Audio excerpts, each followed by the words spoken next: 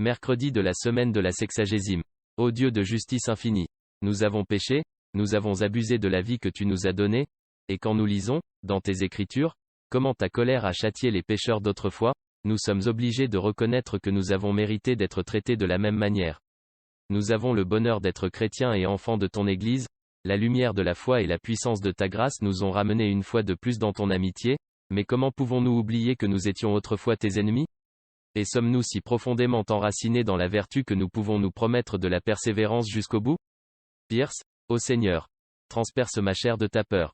Psaume 118 sur 120, le cœur de l'homme est dur, et s'il ne craint pas ta souveraine majesté, il peut à nouveau t'offenser.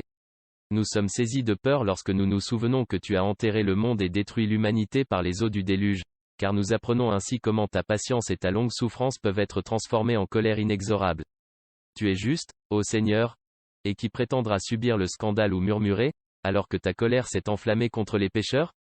Nous avons défié ta justice, nous avons bravé ta colère, car bien que tu nous aies dit que tu ne détruiras plus jamais les pécheurs par un déluge d'eau, nous savons pourtant que tu as créé, dans ta haine pour le péché, un feu, qui s'attaquera éternellement à ceux qui quittent cette vie sans être d'abord réconciliés avec ta offensée majesté.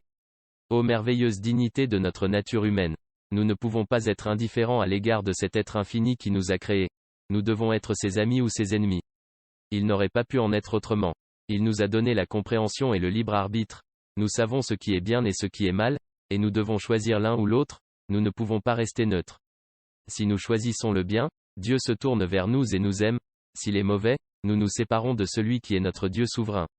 Mais alors qu'il porte la plus tendre miséricorde envers cette frêle créature qu'il a créée par pur amour, et parce qu'il veut que tous les hommes soient sauvés, il attend avec patience que le pécheur revienne à lui et, d'innombrables manières, attire son cœur au repentir.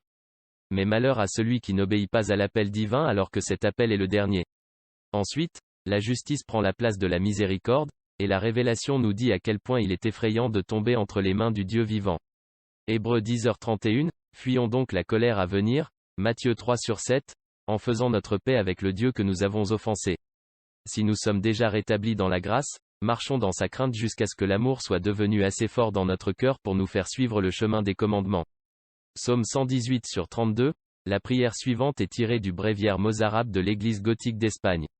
Horatio, en capite Jejuni. Détourne ton visage de nos péchés, Seigneur, et efface toutes nos iniquités. Enlève de tes yeux la culpabilité de nos plaisirs pécheurs, et incline miséricordieusement ton oreille vers notre confession.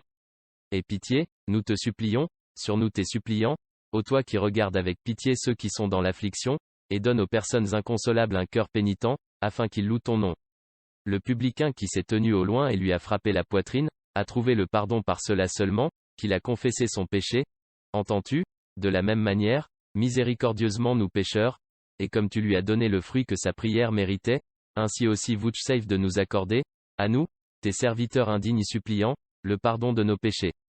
Amen. Ce texte est tiré de l'année liturgique, rédigé par Dom Prosper Guéranger, 1841 à 1875.